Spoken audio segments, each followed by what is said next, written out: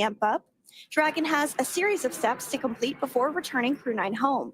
That's right. First, Dragon will maneuver to the correct attitude and jettison its trunk, which is the cylindrical, unpressurized lower part of the spacecraft. The trunk is currently connected to the aft or bottom section of Dragon, where the heat shield is located. But in order to expose that heat shield and get the vehicle ready for atmospheric reentry, we're going to jettison that trunk. From there, the spacecraft will use its forward thrusters to perform a deorbit burn, which will put Dragon on a trajectory to return to Earth. This burn will last about 7.5 minutes once it starts. The deorbit burn uses Draco thrusters on Dragon, primarily the 4 located on the forward bulkhead, and is executed at the apogee, or the highest point of Earth's current orbit around the Earth. This deorbit burn will alter Dragon's path to ultimately line it up to re-enter Earth's atmosphere and splash down off the coast of Florida. Splashdown today is planned for 2:57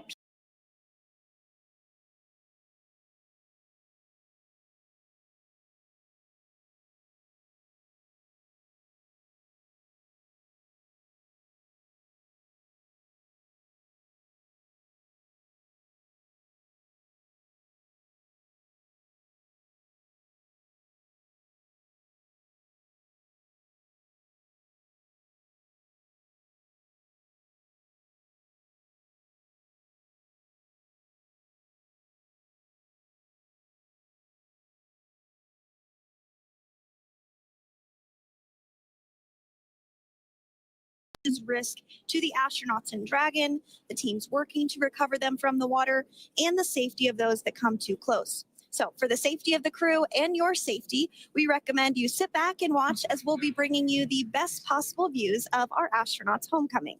And they will be the best views that you can get. So let's take a minute to meet our returning crew. U.S. Space Force Colonel Nick Hague is your Crew 9 commander. He was selected by NASA as an astronaut in 2013.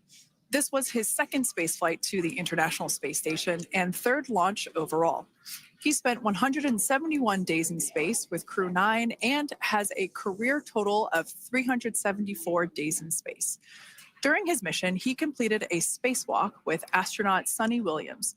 That was his 4th spacewalk, earning him a career total of 25 hours, 56 minutes of spacewalking time.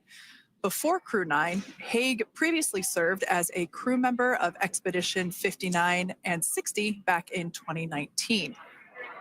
He flew with Alexei Ovchinin and NASA's Christina Koch. So this is his second time sharing the space station with Ovchinin. The Kansas native is a test pilot of a distinguished graduate of the United States Air Force Academy. Nick spent 5 months in Iraq in support of Operation Iraqi Freedom. He voluntarily transferred from the United States Air Force to U.S. Space Force in 2021 and is an active colonel. His wife, Katie, is a retired U.S. Air Force colonel, and they have 2 sons. NASA astronaut Sunita Williams is a mission specialist for Crew 9. This was her 3rd visit to the space station. She originally launched aboard Boeing Starliner spacecraft and arrived at the space station on June 6th. And it looks like we are beginning to get some views inside the spacecraft, overlooking the shoulders of the crew on board Dragon. We'll continue to bring you those views throughout the day and views throughout Splashdown this afternoon rather. But to jump back into a little bit more about Sunny, she became an Expedition 71-72 crew member, and she logged 286 days in space on this mission. But she actually has a total of 608 days in space, the second most time in space by a U.S. astronaut. Former NASA astronaut Peggy Whitson ranks first for the U.S. with 675 days in space. She conducted 2 spacewalks and has completed 9 over the course of her career for a total of 62 hours and 6 minutes of spacewalking time. She ranks 4th on the list of cumulative time spacewalking by a female astronaut. And she has flown on 4 different spacecraft types, including the Space Shuttle, Soyuz, Starliner, and now Dragon. Previously, she served on Expedition 14 and 15 in 2006 and 2007, and again with Expedition 32 and 33 in 2012. She's a retired U.S. Navy captain and is a proud graduate of the U.S. Naval Academy. NASA astronaut Butch Wilmore is also serving as a mission specialist today. This is his third spaceflight and, just like Sunny, logged 286 days in space. He conducted one spacewalk and completed 5 over the course of his career, earning him a total spacewalking time of 21 hours, 2 minutes. He's flown on 4 different spacecraft types throughout his career: the Space Shuttle, Soyuz, Starliner, and now Dragon. Previously, the Mount Juliet, Tennessee native served on STS-129 in 2009 and Expedition 41 and 42 from 2014 to 2015. Wilmore is also a retired captain in the U.S. Navy. And Alexander Gorbanov is a third mission specialist serving on today's mission. Crew 9 was his very first spaceflight to the space station, earning him a total of 171 days in space over the course of his career. Gorbanov, along with Nick Hague, saw the arrival of 4 visiting vehicles and saw the departure of 4 as well. The duo orbited the Earth more than 2,700 times during their mission. Before his cosmonaut selection in 2018, Gorbanov worked as an engineer for a rocket space corporation and helped support cargo spacecraft launches from the Baikonur Cosmodrome in Kazakhstan. To prepare for upcoming events, Dragon is currently doing a couple of things autonomously. First, it's isolating the thermal control system fluid loops from the radiator. This system is what will help keep the internal temperature of Dragon very comfortable for Nick, Sunny, Butch, and Alexander during the reentry phase. Dragon is also initiating separation of the claw mechanism, which will terminate data, power, and fluid connections between the spacecraft and the trunk in preparation for that trunk separation that I mentioned earlier. Now, as we saw before, we are hoping to get more views inside of the Dragon capsule. We will bring those, of course. We want to see more of our 4 crew members. But now a bit more of the Dragon Freedom capsule. It has flown on several missions for NASA. It first launched April 27th, 2022. To the International Space Station on NASA's SpaceX Crew 4 mission.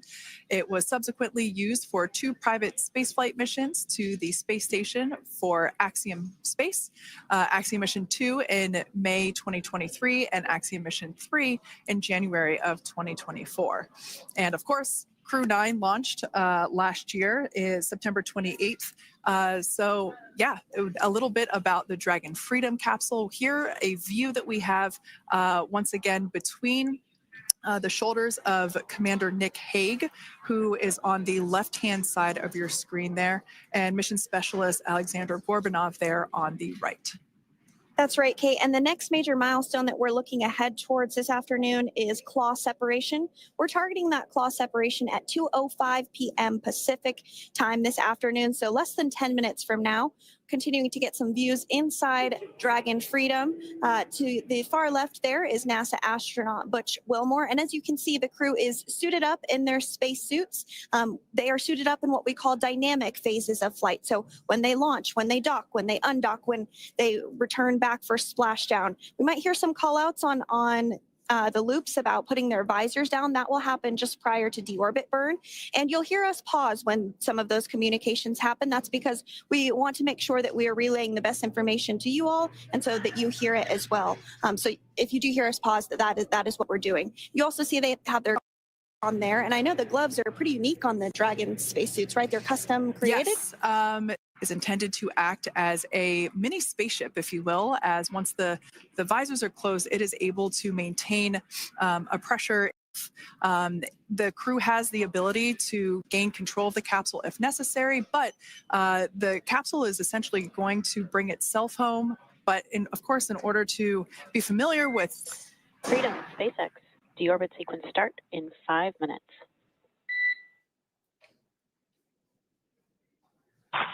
Freedom capsule. And so we did hear that call out for the deorbit sequence start to begin here in 5 minutes. That call from the ground came from the core, or Crew Operations Resource Engineer here in Hawthorne, Mission Control just behind us. And that went up to Commander Nick Hague. He's going to be doing the majority of the communications during the flight downhill today through Splashdown, and they'll be communicating with the core all along the way. Now, we did mention that they are flying on Crew Dragon Freedom. The naming of spacecraft has gone all the way back to the very beginning of this human spaceflight program. This is a nod to Alan Shepard naming his spacecraft Freedom 7 during the Mercury program. And so the crew that first flew up on Freedom a few years ago had the opportunity to name this Dragon, and they named it Freedom. That was Crew 4 that was the first flyers on this spacecraft. It's also flown for Axiom Mission 2 and 3, and then, of course, today for Crew 9 as well.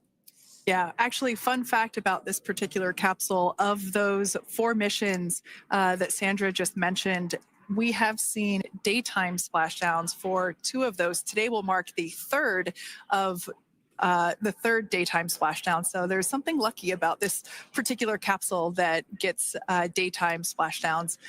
Nighttime is great because we can see even more clearly the capsule streaking through, but I personally love the daylight views because we really get even better views of the recovery team operations during that phase of the mission. Yes, absolutely. And if you follow along with our missions, you'll know that sometimes weather is a watch item when it comes to undocking and splashdown. We do splashdown in the water, so we want to ensure that parameters like wave heights and wind speeds and precipitation, lightning, all of that is looking good for the crew and the safety of those recovery personnel. And today the weather is just pristine. We got off of space station on the very first attempt. So I'm joking around and saying that it was because it was St. Patrick's Day and we got really lucky with the weather. I wouldn't disagree with that.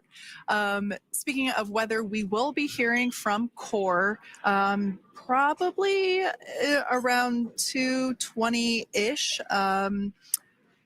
Typically, before we enter the period of loss of signal, or LOS, we will hear an entry briefing from the core, the Crew Operations Resource Engineer, and they will deliver important information like updated anticipated splashdown and loss of signal times to the crew, as well as the wave height and wind speed.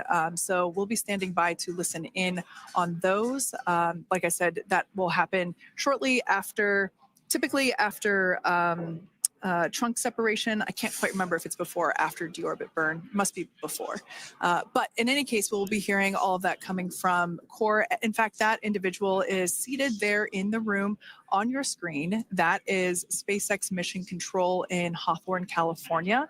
That room is located just over our shoulders. And that is where Dragon operators are standing by on console, monitoring the progress of Dragon as it continues its way home.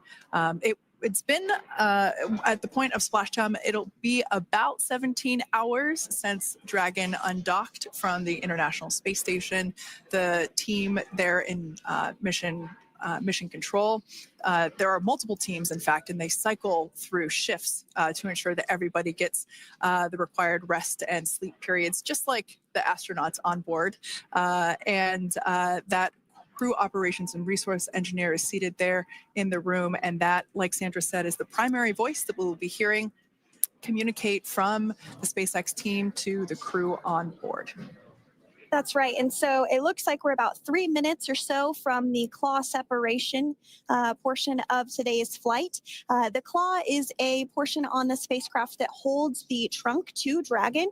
Following claw separation, we're going to jettison or remove that trunk because it's no longer needed. The trunk has solar arrays on it that provides power to the Dragon spacecraft. But now that we're beginning the reentry process, we need to go ahead and jettison that trunk and able to expose the heat shield, which is really going to do the heavy lifting as Crew 9 re-enters the Earth's atmosphere. They come in at 17,500 miles per hour, so they really need to ensure that that heat shield absorbs that heat. And there's deorbit sequence start.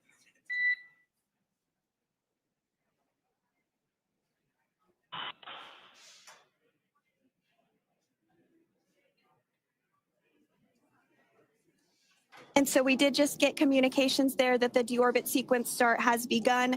So here in just a couple minutes from now, we expect to hear information or a call back about the claw separation having begun. And again, that kicks off that trunk separation portion that I was discussing to remove that, expose the heat shield, and then eventually we'll have the deorbit burn. And we'll continue to walk you through all of these milestones as we approach them ahead of our splashdown at 2:57 p.m. Pacific time this afternoon off the coast of Tallahassee, Florida.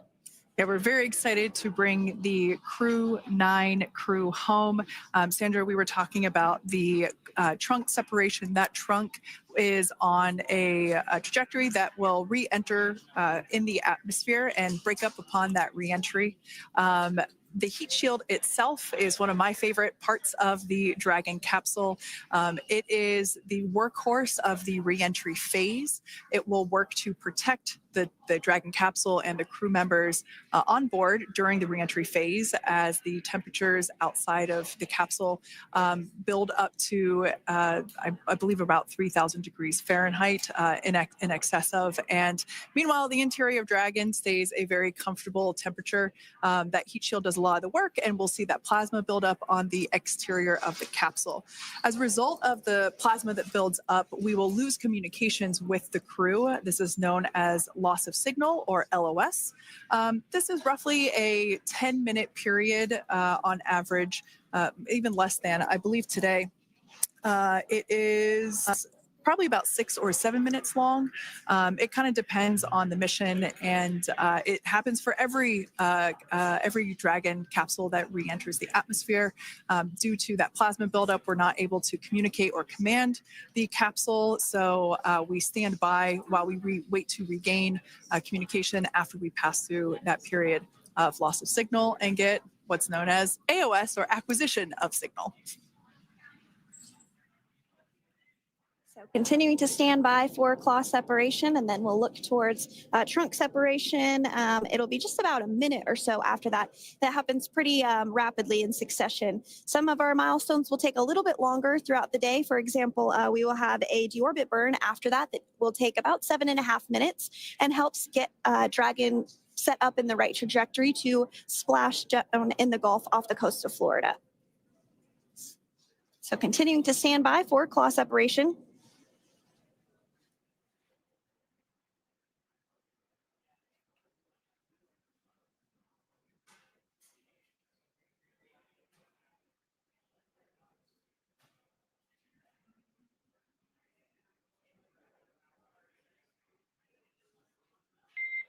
Nominal trunk jettison. All right. Freedom copies. Great news there. That trunk has been jettisoned from the Dragon capsule. So the claw was separated. That's the mechanism that connects the telemetry and power between the Dragon capsule and the trunk. In order to expose the heat shield underneath Dragon, we had to jettison that trunk. And so we just got confirmation that that has happened. So that is great news. Basically means that telemetry is looking good and that the nitrox system is primed for cabin and suit cooling, and the heat shield, like I said, is now exposed and ready for atmospheric reentry. The trunk served its purpose by gathering energy from the sun through its solar cells and converting that to battery power. Since we separated the trunk, we can't generate any more new power, but we really don't need to since we're coming home and Dragon has enough battery power already stored. Now, up next, the final steps that Dragon will perform prior to reentry: the slew, or the maneuver to deorbit burn attitude, and then the deorbit burn itself. This deorbit burn is the last time that the forward Dracos, which are the 4 thrusters located on top of the spacecraft under the nose cone, it's the last time that they will ignite. The deorbit burn will place Dragon on a precise trajectory to return to the splashdown zone off the coast of Florida. Off the coast of Tallahassee, Florida, and that will last about 7.5 minutes once it starts. And so deorbit burn is targeted for 2:11 p.m. Central Time, so about 2 minutes from now. As we mentioned, it's going to last about 7.5 minutes, again, helping to get Dragon into the precise trajectory to ensure that splashdown occurs in the area that was calculated and where the recovery team is already in place, ready to support splashdown operations today. The recovery vessel Megan is the ship that is going to be utilized today. And we also have what is called fast boats that go out first to check the spacecraft and make sure everything is looking good before the recovery vessel Megan approaches. So that whole recovery process takes about an hour, I would say, from the time the crew splashes down to the time they're on the boat and the crew gets out of the capsule. And we'll continue to bring you live coverage through every step of the way today as Crew 9 returns home. Indeed. Now, let's take a little bit of a closer look at Dragon. One of the great things about being close to the space station is that we can use space station cameras to look at Dragon. But now that Dragon is on its way home, we don't have those external cameras. So here's an animation of what the capsule looks like. We've got the pressurized section, the capsule on the top, and the trunk or the unpressurized section on the bottom. That's where those solar panels that we manufacture in-house are located, soaking up the energy from the sun and turning it into power for the capsule. At the very top of the capsule is the nose cone. That is where the Dracos, the forward Dracos are located. That nose cone is currently open, not closed like we saw in that animation. Once we get through the final maneuverings for the re-entry phase, we will close the nose cone capsule just before Dragon begins its atmospheric entry to protect that forward hatch there located along with those forward Dracos. So go ahead. That's right. I was going to mention that the nose cone does open shortly after launch, and it remains open the entire time that Dragon is docked to the International Space Station. So as an example for this particular spacecraft, Freedom, since September when it docked to the International Space Station, remains open that entire time, and here shortly it will close for the very first time since September. So quick recap of what Dragon has done in recent history here. We basically began preparations for re-entry known as the deorbit sequence. So Dragon released the trunk. As we said before, we separated the claw, we released the trunk. It next will slew to the deorbit burn attitude. Slew basically meaning maneuver, so it will position itself correctly to execute that deorbit burn. We want the heat shield side to be facing forward or first, if you will. We want that to be the leading edge of the Dragon capsule, as that heat shield is meant to basically be an ablative material for the heat that it will incur. Once we complete that deorbit burn attitude slew, we will initiate the deorbit burn itself. That will last for several minutes, expecting that to be to start here any moment now, actually, and then it will go until about 2:18 p.m. Pacific time or 5:18 p.m. Eastern time. And I did hear confirmation that deorbit burn is underway. As we mentioned, it's about a 7.5-minute burn. So within the last 10 minutes, Dragon has jettisoned its trunk and initiated the deorbit burn just seconds ago.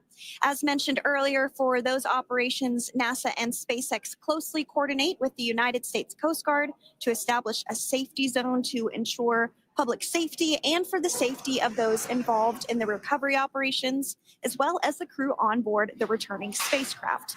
Multiple notices are issued to the mariners in advance of and during recovery operations, and Coast Guard patrol boats are deployed to discourage boaters from entering the splashdown zones. So we do want to stress to the public the need to respect this safety zone. Recovering a spacecraft from the water is a hazardous operation, and any other boats interfering increases the risk to not only the astronauts in Dragon, but the teams working to recover them from the water and the safety of those that may come too close. So for the safety of the crew, which you see there on your screen, your safety, we recommend you sit back and watch as we'll continue to bring you the best possible views of our astronauts' homecoming. Yeah, as I mentioned earlier, this deorbit burn is the last time that we will utilize our 4 forward Draco thrusters. Forward basically meaning at the top of the Dragon capsule. Dragon Freedom has not yet entered the Earth's atmosphere. This deorbit burn is what will line the vehicle up and put it on its final trajectory to the landing site right off the coast of Tallahassee, Florida. So basically, it is the last burn that the Dragon spacecraft executes and is what really locks it in for that precise landing. As you can see on your screen right now, Nick, Sunny, Butch, and Alexander are using their screens to keep tabs on the burn duration, the Draco firings, and trajectory details such as entry angle, spacecraft perigee, and how much distance remains until deorbit burn termination. As I mentioned earlier, Dragon is flying itself. So all the crew has to do is stay strapped into their seats and keep tabs on things. Although I must say, if I had one of those window seats, it would be pretty difficult to restrain myself. Now, with Nick, Sunny, Butch, and Alexander ready to deorbit and splash down back on Earth, they will be heading to one of 8 targeted sites supported by SpaceX and NASA. All of these sites are located off the coast of Florida, either in the Gulf of America or the Atlantic Ocean. Spreading the supported sites across multiple locations helps maximize the return opportunities for this mission and future crews, lowering the chance that we'll have to wave off due to bad weather. For those of you following along, you'll know that today's splashdown marks our final Dragon recovery on the East Coast. After 6 great years of successful recovery operations off the East Coast, we'll be moving all Dragon recovery operations back to the West Coast. And as always, NASA and SpaceX jointly select our splashdown location. And for today, the prime recovery site is off the coast of Tallahassee, Florida. The selection process works with a lot of different variables, including the space station's orbital trajectory or path that it follows, what landing sites are available and have favorable weather, how much free flight capability Dragon has for the trip home, and the sleep schedules for the returning crew members, as well as, of course, the big one, the weather. We'll start with calculating daily return options based off of the space station's current orbit and Dragon's capabilities to maneuver and line up for reentry. The time from undock to landing at the primary site can vary from less than 6 hours to more than 39. Getting home the quickest comes with some obvious benefits, but we always have to make sure the crew is properly rested for dynamic operations, preventing us from scheduling 20-plus hour days for them, of course. Trajectory and ballistic experts provide the daily opportunities that would line up Dragon with the 7 landing zones and split them into what we call ascending and descending opportunities. Dragon uses its Draco thrusters after leaving station to execute a series of altitude-lowering maneuvers and to line up with the selected primary site. It can also change to different alternative sites while in a free flight if sudden weather moves in that we may need to avoid. So as we mentioned, weather is something we're constantly looking at, making the final call to proceed about 2.5 hours before the crew undocks. So for the Crew 9 return, we looked at a number of weather items. Some of the obvious ones are no rain or a chance of lightning in the recovery zone, both for the safety of the crew inside Dragon and the recovery teams in the water. And we're also looking for wind speeds to be less than 15 feet per second or about 10 miles per hour, and relatively calm seas so that we can safely execute recovery operations, which includes landing a helicopter on the recovery ship to fly Nick, Sunny, Butch, and Alexander back to Florida. Once Dragon began flying today, we had a number of additional checkpoints to either proceed towards the primary site, head to the alternate, or select a new zone based on real-time weather data. These checks happened all the way up until we were in the final hours before the deorbit burn, which has just about a minute or so left in it. And this is the last burn in the trip home that commits Dragon to re-entering the Earth's atmosphere. Now, we are currently waiting to conclude the deorbit burn. We've got less than a minute until that finishes. We will expect to hear a call out for nominal burn, which will confirm completion of that deorbit burn for Dragon Freedom. We can see images there from the touchscreen display panels that the crew utilizes in flight. We can see the visualization of exactly which one of the 4 forward Draco thrusters are firing. That's why you have kind of like a strobe effect there.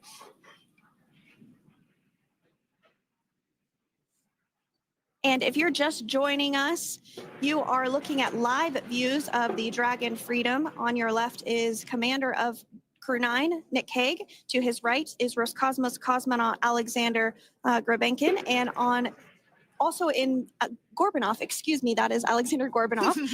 And then also in the capsule today is NASA astronauts Sunny Williams and Butch Wilmore. We're awaiting confirmation that their deorbit burn is complete, which is the last burn that's going to help set them up on a trajectory to Splashdown off the coast of Florida. Deorbit burn complete. Performance nominal. Nose cone closure initiated. Freedom copies. All right, excellent news there. We heard the words we were looking for, nominal burn. So that means that deorbit burn was successful and nominal, meaning as expected. And we're now beginning to close the nose cone in preparation for atmospheric reentry. So in the background, Dragon is currently inhibiting those forward bulkhead Draco thrusters that we just used to complete the deorbit burn, ensuring it's safe to latch the nose cone shut for reentry. Also, the vehicle has initiated the nitrox suit purge, which will help keep Nick, Sunny, Butch, and Alexander cool and comfortable during reentry, which is coming up in about 20 minutes from now. At this point, the nose cone is closing and protecting the forward hatch for reentry, and the crew are using their screens to continue to monitor the locking of the nose cone, which is done by a set of hooks. And as we mentioned earlier, that nose cone has remained open since September, so this is the first time it's closing in a few months. Yeah, that's absolutely right. Now, we will be expecting, as I mentioned before, an entry brief from SpaceX Core. Again, that's the crew operations resource engineer who is seated in that room that you see there on your screen. That entry brief will provide updated times for anticipated splashdown, as well as the loss of signal or period of LOS. And that briefing will also give us information such as wind speed and wave height at the expected splashdown location. But all in all, everything has been great today. All events have been executed on time as expected, and we are looking forward to a splashdown of the Crew 9 crew at about 5:57 p.m. Eastern Time or 2:57 p.m. Pacific Time. Between now and then, things are going to start moving quite quickly. In fact, if anything, this will have seemed like the slower part of the reentry phase. We're going to go through, like I said, that period of loss of signal or LOS. That period is a few minutes long where we are unable to communicate or command the capsule due to the plasma that builds up on the exterior of the capsule. That period, like I said, lasts for a couple minutes. You will start to hear SpaceX Core hail the Crew 9 crew a little bit earlier than expected, because we, in the past, have actually regained communications a couple minutes earlier than initially anticipated. So we'll go through that period of loss of signal, that entry period, that specifically when the Dragon spacecraft is re-entering through the atmosphere, approximately at about 18,000 feet when the capsule is traveling at 350 miles per hour. We will see our first views of parachutes for the day. It's one of my favorite moments of return sequences is when we get to see the drogue parachutes. We'll see the drogues come out. Those drogues will help slow the vehicle down to about 119 miles per hour. And then that is when the main parachutes will come out from the Dragon spacecraft and then ultimately end in splashdown. And we are hearing confirmation that the nose cone is closed and everything was nominal or as expected with that closure. So as we begin the second half of entry, Dragon is now beginning to inject cooled nitrox into the air being delivered to the spacesuits worn by Nick, Sunny, Butch, and Alexander. Again, this is what will allow the crew to remain comfortable while external temperatures reach 3,500 degrees Fahrenheit as they re-enter the Earth's atmosphere. So the heat shield is pointing forward, leading Dragon to the landing site. Yeah. Now, speaking of the heat shield, Dragon's primary heat shield is comprised of PICA 3.0, which stands for Phenolic Impregnated Carbon Ablator. The first-gen PICA was initially developed by NASA for studying and sampling comets within our solar system.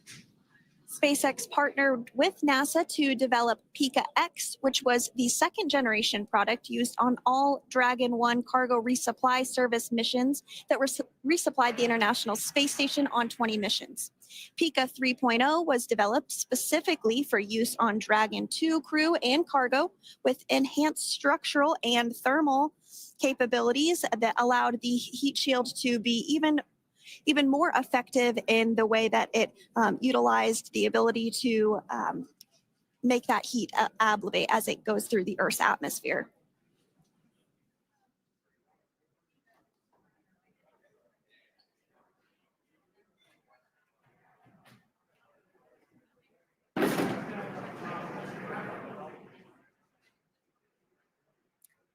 The remainder of Dragon is composed primarily of a SpaceX proprietary ablative material. It's another class of thermal protection, which is lighter weight versus Pika and protects the underlying composite structure during reentry to ensure the structural capabilities are maintained. While Dragon will experience temperatures well over 3,000 degrees during peak reentry conditions, the characteristics of the thermal protection system coupled with the environmental control and life support system in the pressurized interior will ensure that Nick, Sunny, Butch, and Alexander stay cool and comfortable during all phases of reentry through Splashdown. Now, if you've just recently joined us, we hope to regain views of our crew members inside Dragon Freedom, but we don't have those available at the moment due to ground station coverage. So we will bring those back to you as soon as we can. Now, after Dragon Freedom has re-entered the Earth's atmosphere, a series of parachutes will deploy to slow the crew's descent. First will be the 2 drogue parachutes, followed by the 4 main parachutes, and those will guide Dragon to its first contact with Earth since it launched back in September. Dragon will automatically deploy these parachutes when different pressure and positioning sensors on the spacecraft detect that they're at the right speed and altitude. Vehicle velocity at drogue deploy is approximately 350 miles per hour, and they deploy at about 18,000 feet. Now, when the vehicle velocity at main deploy is approximately 119 miles per hour, and they deploy at about 6,500 feet. When Dragon splashes down in the water, the vehicle velocity will be about 16 miles per hour, so you can really see how those parachutes help to slow down the crew inside the capsule. The highest G load the crew is expected to experience today is about 3 to 5 Gs.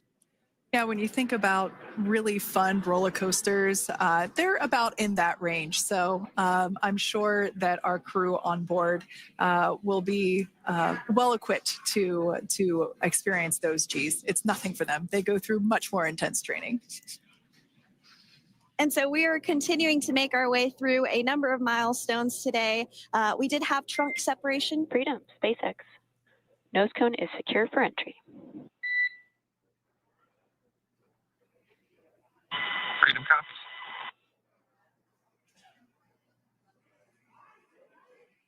All right, great news there. That tells us that the final physical configuration change for Dragon is complete. We have closed that nose cone. This is the last physical change that Dragon undergoes prior to re-entering the Earth's atmosphere.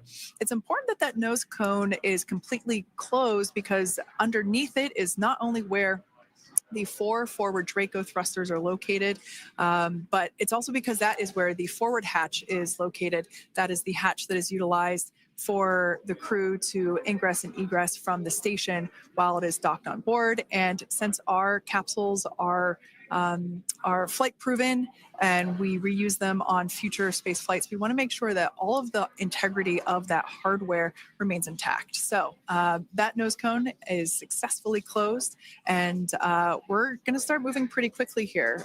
As I mentioned before, we'll go through loss of signal.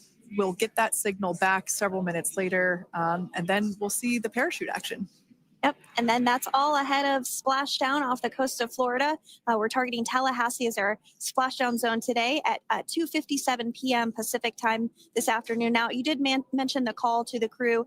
They'll do some additional calculations following that burn, and potentially let us know if that splashdown time has changed at all. But right now we are continuing to target 2:57 p.m.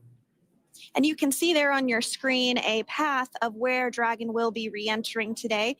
So if you are in the southern tip of Mexico, you might have the opportunity to see Dragon. Because it's a daytime splashdown, you probably won't have too great of views, but potentially you'll have the opportunity to get a glimpse of it there.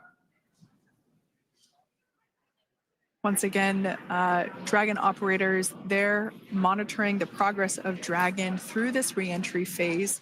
That is SpaceX Mission Control, located here in Hawthorne, California.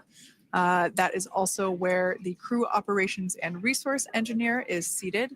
That person is the voice that we have heard multiple times and will continue to hear as the primary point of contact to the crew on board Dragon Freedom.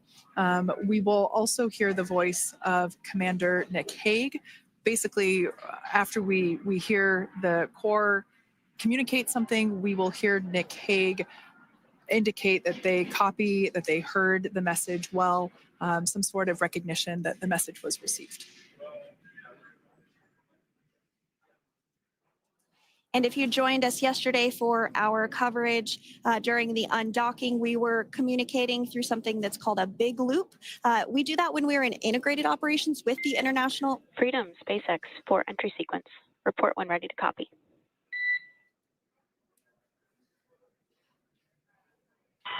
Ready to copy. All right, I've got some updated times for you. Our comm blackout start time is 2144. Our comm blackout end time is 2151. And our splashdown time is the same per your displays, 2157.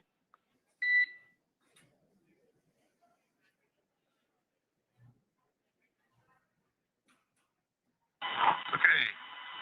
Understand comm blackout start 2144, stop 2151, splashdown per display. That's a good readback. And with that, please report when tablets are secured behind the elastic bands, restraints are tight, and visors are down.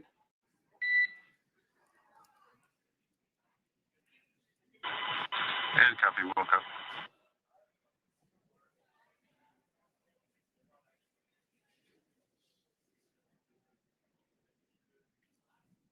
And with that communication from the Corps or Crew Operations Resource Engineer here in Hawthorne to Commander Nick Hague of Crew Dragon Freedom, we did hear that the loss of signal period is still at 2:44 p.m. Pacific, but we had a 1-minute adjustment to the acquisition of signal. That's going to now be at 2:51 p.m. Pacific time. However, our splashdown time remains the same at 2:57 p.m. Pacific time this afternoon off the coast of Tallahassee, Florida. So all good news there as Dragon continues to make its way home with the Crew 9 crew.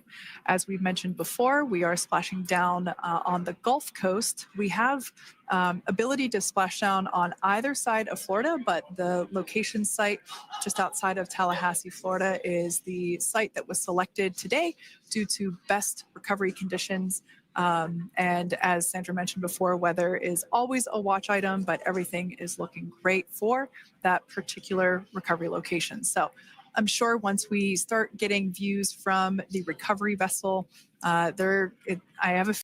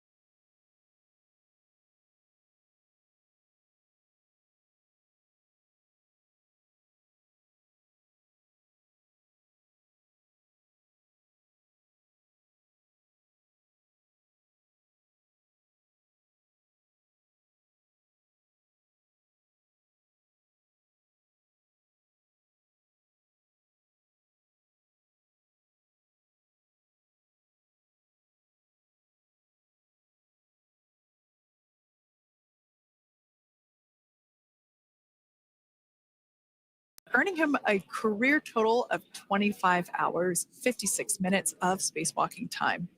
Before Crew 9, Haig previously served as a crew member of Expedition 59 and 60 back in 2019. He flew with Alexei Ovchinin and NASA's Christina Cook. So this is his second time sharing the space station with Ovchinin. The Kansas native is a test pilot and distinguished graduate of the United States Air Force Academy. Nick spent 5 months in Iraq in support of Operation Iraqi Freedom. He voluntarily transferred from the United States Air Force to U.S. Space Force in 2021 and is an active colonel. His wife, Katie, is a retired U.S. Air Force colonel, and they have 2 sons. NASA astronaut Sunny Williams is a mission specialist for Crew 9. This was her third visit to the International Space Station. She originally launched aboard Boeing Starliner spacecraft and arrived at the space station on June 6th. Following the agency's decision to return Starliner uncrewed, she became an Expedition 71 and 72 crew member, where she logged 286 days in space on this mission. But Sunny has a total of 608 days in space, the second most time in space by a U.S. astronaut. 5 minutes until predicted calm blackout. We'll see you on the other side at 21:51.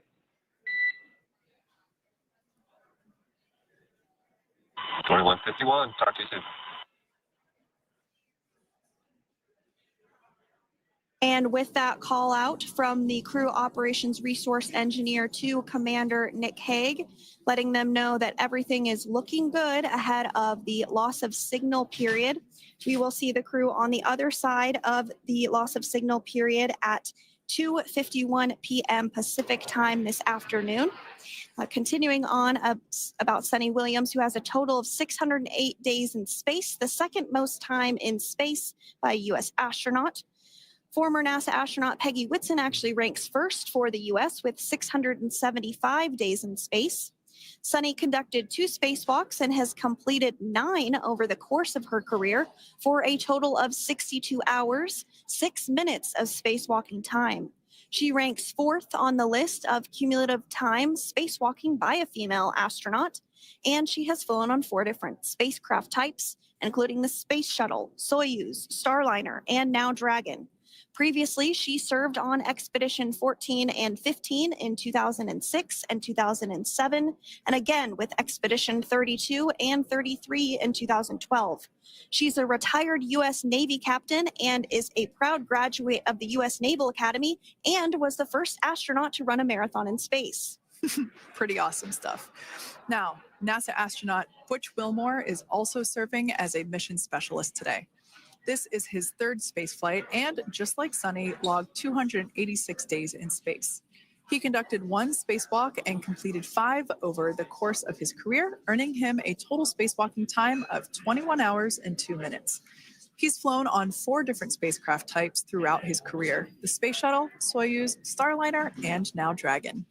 Previously, the Mount Juliet, Tennessee native served on STS-129 in 2009 and Expedition 41 and 42 from 2014 to 2015. Wilmore is also a retired captain in the U.S. Navy. Next up is Alexander Gorbanov, who is a 3rd mission specialist serving on today's mission. Crew 9 was his first space flight to the space station, earning him a total of 171 days in space over the course of his career. Gorbanov, along with Nick Haig, saw the arrival of 4 visiting vehicles and saw the departure of 4 as well. The duo orbited the Earth more than 2,700 times since September. Before his cosmonaut selection in 2018, Gorbanov worked as an engineer for a rocket space corporation and helped support cargo spacecraft launches from the Baikonur Cosmodrome in Kazakhstan.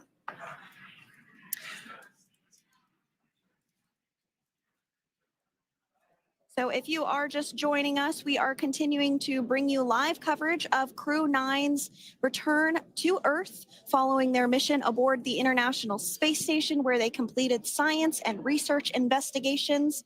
We are targeting splashdown off the coast of Florida at 2:57 p.m. Pacific time. The next major milestone that we'll look ahead towards is what we call loss of signal, or LOS, when we won't have communications with the crew because they will be re-entering the Earth's atmosphere.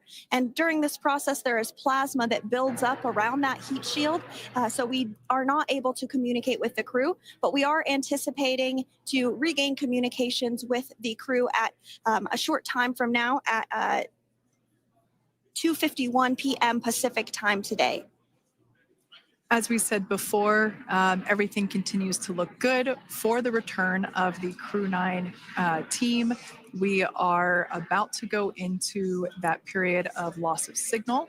Once we get views of the crew inside the capsule, once again, we will be sure to bring those to you. But that period of time is when plasma is building up on the exterior of the capsule, generating heat in excess of 3,500 degrees Fahrenheit. So we are unable to communicate or command the spacecraft at that time.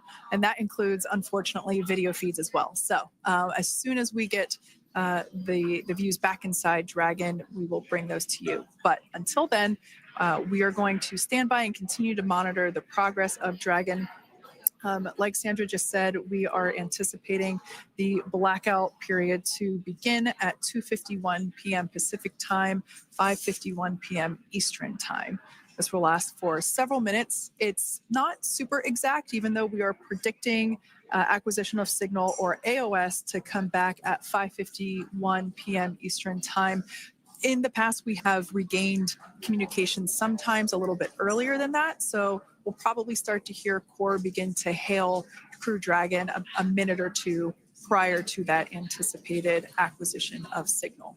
But right now, Nick, Sunny, Butch, and Alexander are seated in their seats inside Dragon Freedom. Their visors are down, and they have put away or stored the tablets they had located on their upper leg to monitor Dragon's progress. Now they will be utilizing the touchscreen displays, where the current operation and future operations will be displayed as they are able to monitor Dragon's progress continually. As I said before, Dragon is autonomous, meaning it is flying itself. So the crew stands by and monitors, and those touchscreen displays are what will be allowing them to do so and prepare for events such as parachute deploy. And while on board the International Space Station, Nick, Sunny, Butch, and Alexander contributed to over 900 hours of science and research investigations, which is really the key purpose of the International Space Station. Now, the International Space Station is celebrating a major milestone this year, where they will be celebrating 25 years of continuous human presence in November. So if you're younger than 25 years, you've never known a day where there hasn't been a human living and working aboard the International Space Station, contributing to key science and research investigations that impact our lives here on Earth. There's research being done on Parkinson's, on osteoporosis, on cancer research, and a variety of other studies.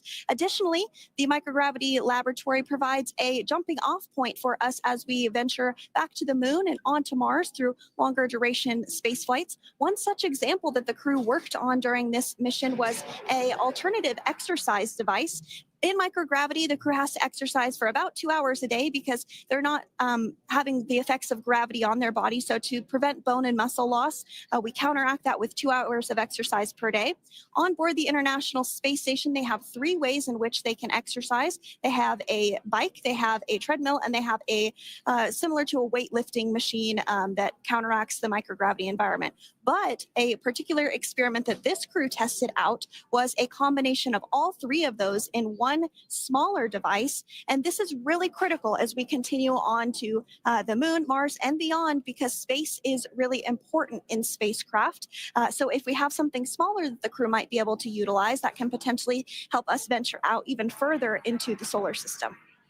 So science is really the name of the game when it comes to the International Space Station. Some of the other science highlights that took place during this increment that are particularly interesting to me was we had the first wooden satellite that was deployed. This is a study to see if other materials might be more resourceful or renewable in space. So I'm really excited to see the results of that one as well. Additionally, we had a couple of spacewalks that took place to not only provide maintenance to the International Space Station, but also where we swabbed the outside of the space station near vents to see if any microbes that we all have microbes on us, to see if any of those could survive in the harsh environment of space, which again is very important for us to know and understand as we continue to the moon, Mars, and beyond. Very exciting stuff. Now, at this point, we have now entered the communications blackout period for the Dragon spacecraft. This lasts approximately 7 minutes due to plasma formation around the spacecraft itself. During this time, no vehicle telemetry is received by mission control or the recovery team, and no external commanding of the vehicle or voice communication is possible. But as a reminder, Dragon is designed to fly itself. During reentry, the vehicle will be slowing down from orbital velocity, which is approximately 17,500 miles per hour. The top temperature that Dragon will experience upon reentry is 3,500 degrees Fahrenheit. This blackout period, as I said before, we expect it to last about 7 minutes today, concluding at 5:51 p.m. Eastern Time or 2:51 p.m. Pacific Time. We right there have our first view of Dragon Freedom coming home to Earth. And that view is from the WB-57, which is one of NASA's high altitude planes that is tracking.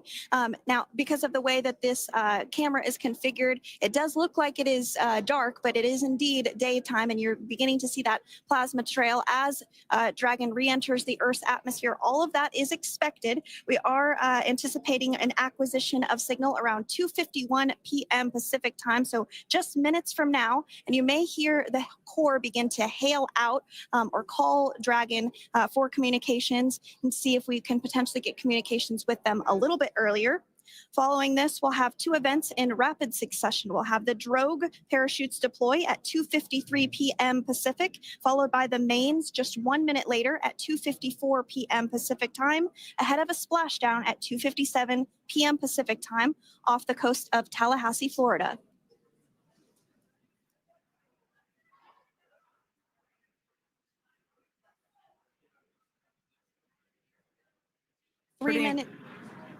Pretty incredible views of the Dragon spacecraft making its way home back to planet Earth with the Crew 9 astronauts on board. Once again, this view is coming from the WB-57 plane.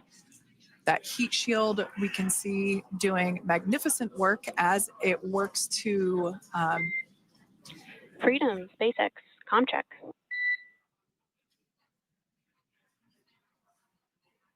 All right, we're going to start hearing the SpaceX Crew Operations Resource Engineer. SpaceX Freedom is with you. 4.16. Enjoying the ride. Copy that, Freedom.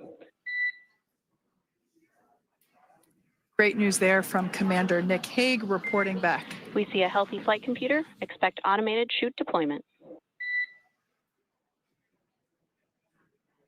Freedom copies. Like we said before, things moving very quickly as Dragon Freedom makes its way home. Next event coming up will be deployment of the drogue parachutes. This occurs around 18,000 feet. GPS has converged. Expect nominal altitude for drogue chute deployment.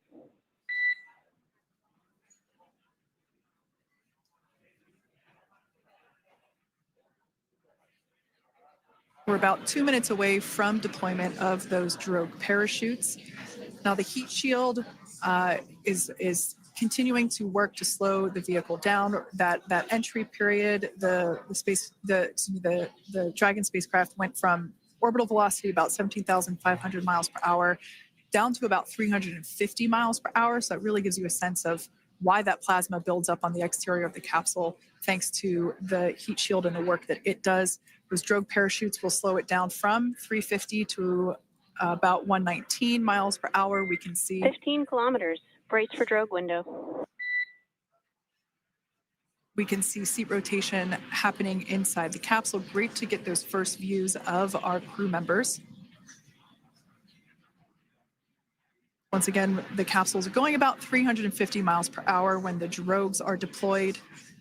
Those drogue parachutes that we manufacture here in-house are going to slow the spacecraft down to 119 miles per hour. And that is when we will see the main parachutes deploy, and that occurs about 6,000 feet above the ocean's surface. And we are expecting drogue deployment at 2:53 p.m. Pacific, so we should see it any second now. And there you are getting a great view of Crew 9 inside Dragon Freedom as it returns back to Earth. We are awaiting the drogue deploys. This view coming from the WB-57 high altitude plane. And there you see it on your screen, drogue deployment. Drogue descent rate nominal. You can hear the crowd here. Visual on 2 healthy drogues. The crowd here very excited as Dragon Freedom continues to make its way back to planet Earth.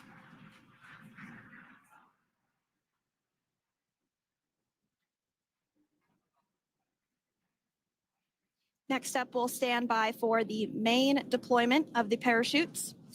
The mains are quite a bit larger. You'll be able to notice the difference on your screen once they deploy, and they continue to ensure that the Dragon spacecraft slows down even further. As we mentioned, Freedom will be traveling 16 miles per hour when it splashes down off the coast of Tallahassee, Florida, here at 2:57 p.m. Pacific time this afternoon. And there we go. We have visual on 4 healthy mains. That view was from inside one of the buckets where the parachutes are located. So we see a great view there of the reefing on those parachutes. And as those main parachutes begin to inflate fully, 4 beautiful, healthy mains. Now awaiting visuals of Splashdown. Freedom, 1,000. We'll start to hear Commander Nick Hague. Copy, 1,000. As we heard right there, Commander Nick Hague will be calling out the altitude of the Dragon capsule from here on out. Landing in water is simpler and provides more margin against unlikely parachute issues. You can see those parachutes continuing to slow the Dragon capsule down. And if you're just joining us, you're looking at 800 meters. a live view of Crew 9, just minutes away from splashing down off the coast of Tallahassee, Florida. Splashdown 2 minutes from now at 2:57 p.m. Pacific. We do have 4 healthy mains really doing the job there. Just breathtaking views of a calm, glass-like ocean off the coast of Tallahassee, Florida. Crew 9 just minutes away from splashing down. This is really such an incredible shot. That Copy, was 600. That was a live view from our recovery vessel, Megan, which is stationed a couple miles away from the splashdown site. We can see the crew there using their restraints as resting places for their arms. They were just in space moments ago, so their arms were able to float freely. 400 meters. This is a gorgeous bluebird day here that we have for the splashdown of Crew 9. It's incredible to think that the Dragon capsule just minutes ago was going over 17,000 miles per hour, and now gently coasting to a soft splashdown. 200. Copy, 200 meters. Brace for splashdown.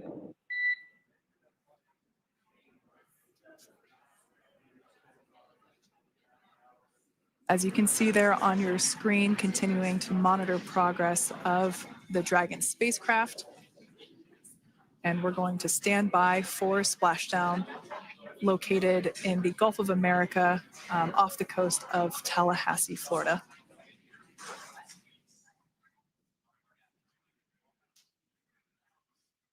And splashdown, Crew 9 back on Earth.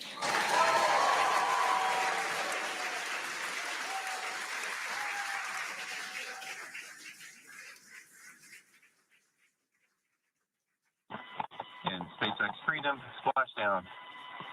Good main release. Copy Splashdown. We see main chutes cut.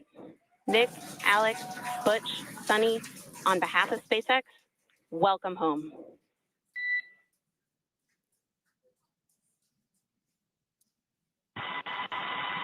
It is an amazing, what a ride.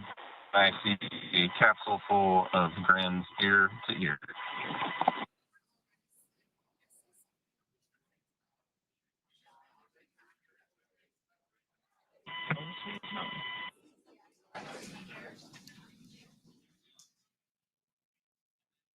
And as you can see on your screen, we have visual confirmation of Splashdown. Dragon Freedom has returned home, and NASA astronauts. System safety verifications are in progress. We'll report back when recovery personnel are en route.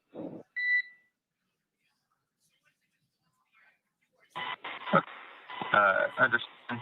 And, we're in section 2, 4.800 landing response. And looking for your word on if it is necessary.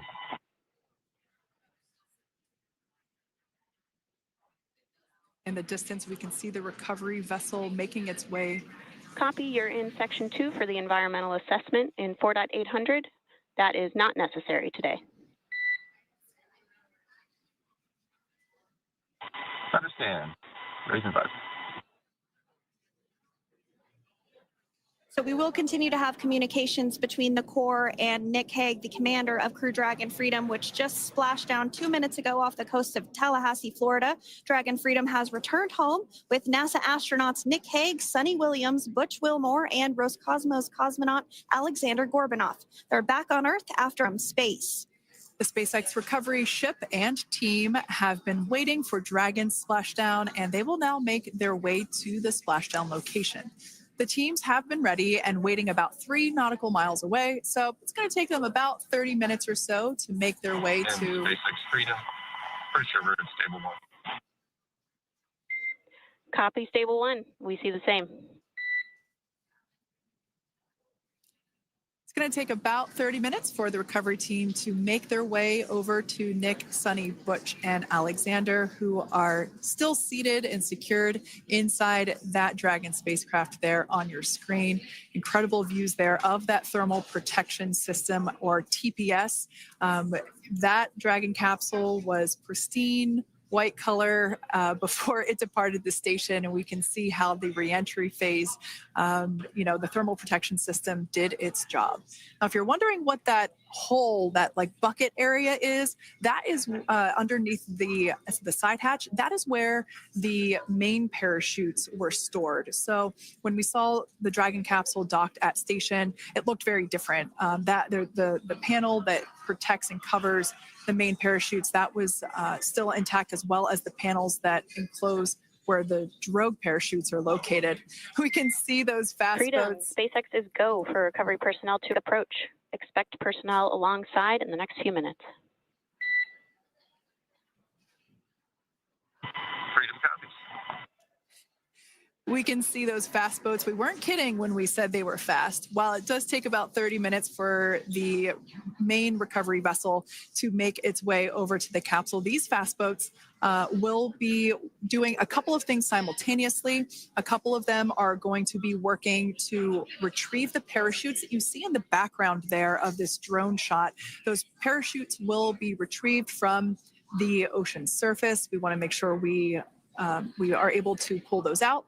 The recovery vessel there closest to the spacecraft is going to be performing some safety checks. We can see there they're using an instrument that is basically working to detect if there are any hypergolic vapors or fumes that are still residing in and or around the Draco thruster nozzles or outlets. The hypergolic fuel, which is necessary for on-orbit burns to maneuver the spacecraft. Unfortunately, those hypergolics are unable to be breathed. They are toxic, and so this team here is doing those initial safety checks to make sure that it is safe for the rest of the recovery team to approach the spacecraft. They're also checking to make sure that any residuals from the pyros are safe and are not going to cause any issues. We can see the team working their way around the spacecraft to do these basically these sniff tests on all of those Draco thrusters. And as we continue to await the recovery of our Dragon spacecraft with NASA astronauts Nick Hague, Sunny Williams, Butch Wilmore, and Roscosmos cosmonaut Alexander Gorbanov inside, Dragon has autonomously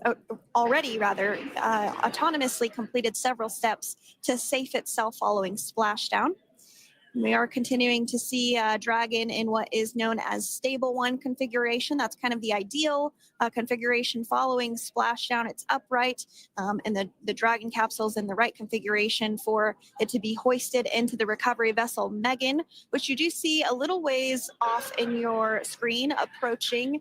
Dragon will continue to remain live on air with you through that recovery process, all the way through the point where the crew is extracted from the Dragon spacecraft. Now, if you are just joining us, the mission has gone smoothly so far. Dragon successfully splashed down off the coast of Tallahassee, Florida at 2:57 p.m. Pacific, 5:57 p.m. Eastern Time this afternoon. Approximately 17 hours prior to splashdown, Dragon autonomously undocked from the International Space Station, completed a series of departure burns, jettisoned its trunk section, and performed its final burn, the deorbit burn. This placed the Dragon spacecraft on a trajectory toward Tallahassee, Florida. Dragon successfully re-entered the Earth's atmosphere, followed by deployment of its parachutes to slow the spacecraft down to a gentle splashdown. We're now going to follow the Freedom. Hypergol sweeps and unfired ordnance checks are nominal. Rigging is in progress. Approximately 25 minutes until capsule lift. Stand by for PMC with SpaceX flight surgeon.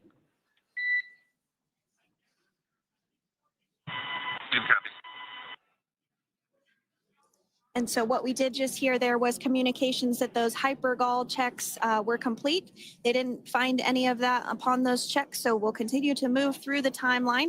Next up is a process called rigging, which you see happening right now on your screen. This is when a SpaceX recovery personnel actually works to climb aboard the capsule and work through procedures ahead of lifting onto the nest of the recovery vessel Megan. We heard it's going to be about 25 minutes or so until that lift actually takes place.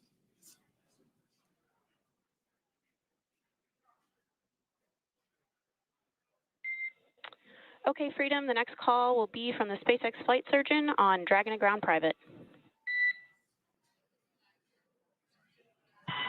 Understand. Thank you. callouts there indicating that the crew will have the opportunity to do a quick check-in with the SpaceX flight surgeon. This is standard procedure for every Dragon spacecraft when it returns to Earth. It's just an initial check-in, make sure everybody is doing okay. They will also have another check-in with the flight surgeon once they are on board that recovery vessel that you see there in the background. We can now see that SpaceX recovery team member they're on top of the Dragon spacecraft. They are going to be working to install plugs in the Draco thrusters to ensure that none of those, and to ensure that no more hypergolic fumes or vapors come out from the spacecraft. They'll also place harnessing around the spacecraft that are required in order to lift it out of the water. Go ahead, Sandra. Continuing to get some views of the recovery personnel, both the main recovery vessel Megan, as well as some of those fast boats that we've discussed previously. It looks like just a beautiful day there out off the coast of Tallahassee, Florida. Weather was pristine. We were able to get undocked from the International Space Station as expected at 10:05 p.m.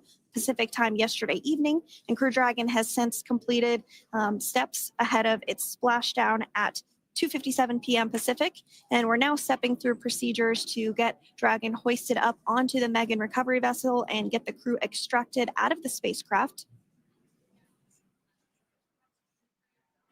And you did see some of the parachutes that were near the spacecraft. Upon detection of landing, Dragon automatically releases those main parachutes to prevent wind from pulling the spacecraft. Dragon then automatically safes any pyrotechnics that may still be present on the vehicle and may automatically perform additional minor system reconfigurations.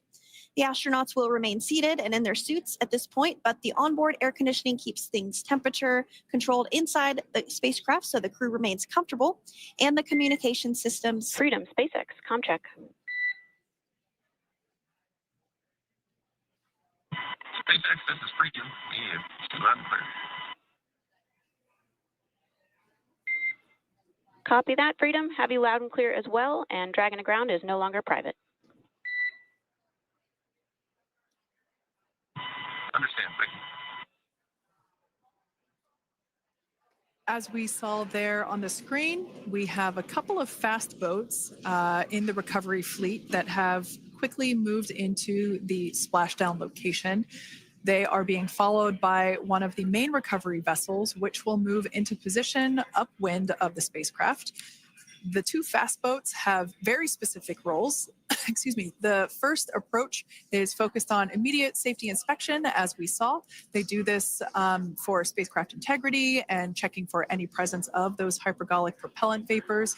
And this ensures that it is safe for the recovery vessel to approach Dragon.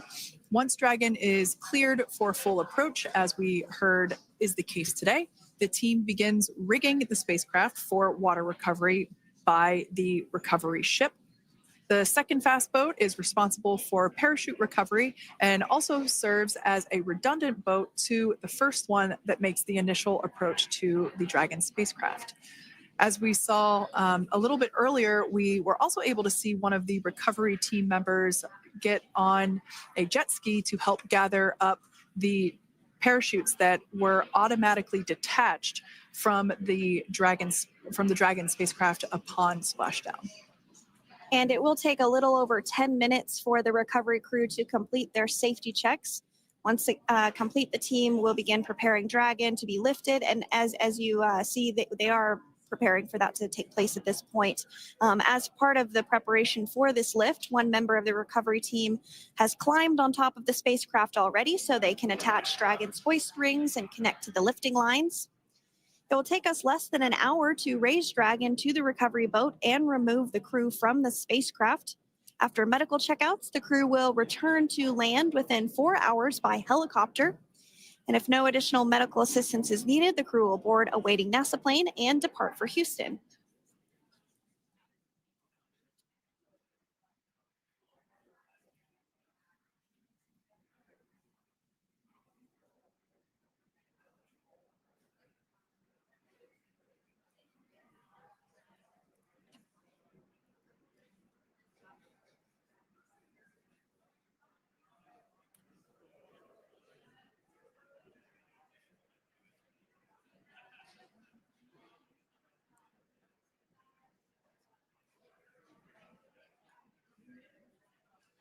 And as we continue to await Dragon to be hoisted up onto the ship, we have a very special treat.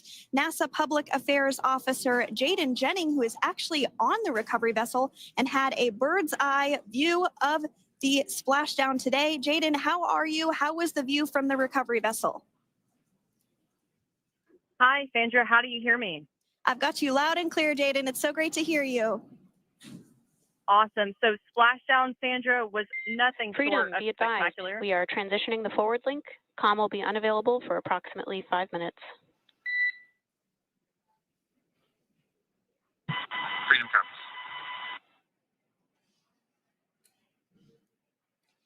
Thanks so much, Jaden. We did just have some communications letting us know that we'll have about a 5-minute period where we won't be able to hear from the crew. So please go ahead, tell us, how was the view from the recovery vessel? Absolutely. Yeah, I was mentioning earlier, Splashdown was nothing short of spectacular. And we were stationed about 1.5 nautical miles away from the splashdown zone and had great visuals here on the recovery vessel Megan. We actually saw a little of the smoke trail as the spacecraft was coming in. And then moments later, we spotted those drogue chutes. And this was quickly followed by 4 healthy white and orange main parachutes. We then tracked Dragon all the way down as it slowly propelled into the ocean. And I think I speak for all of us on the ship when I say a new core memory was made today, and we are looking forward to having Crew 9 on board with us a little later. Jaden, that is amazing. Now, obviously, we are watching it here on camera, and the landing conditions look pretty good, but how was it from your perspective? What is the sea state out there? Absolutely.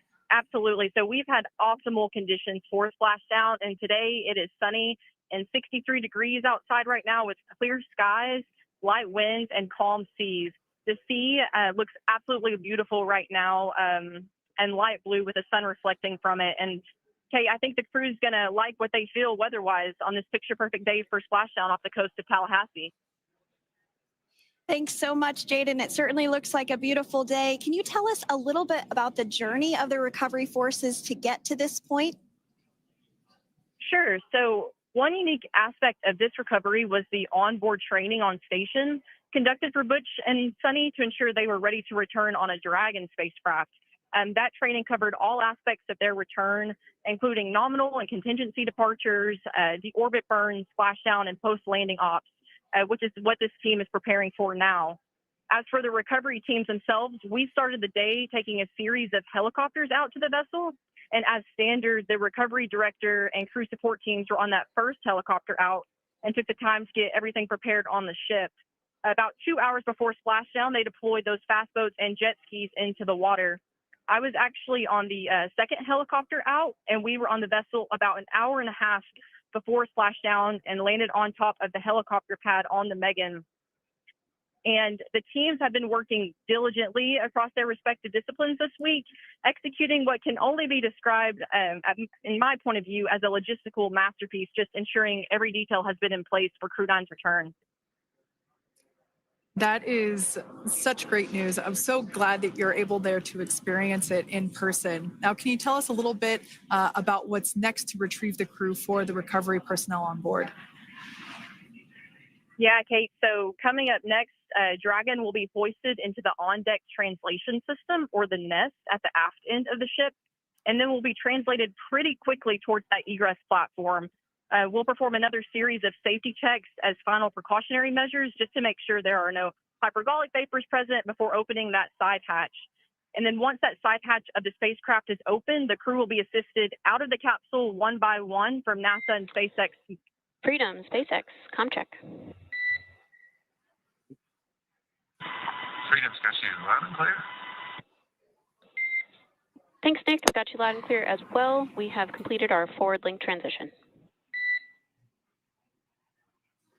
Copy.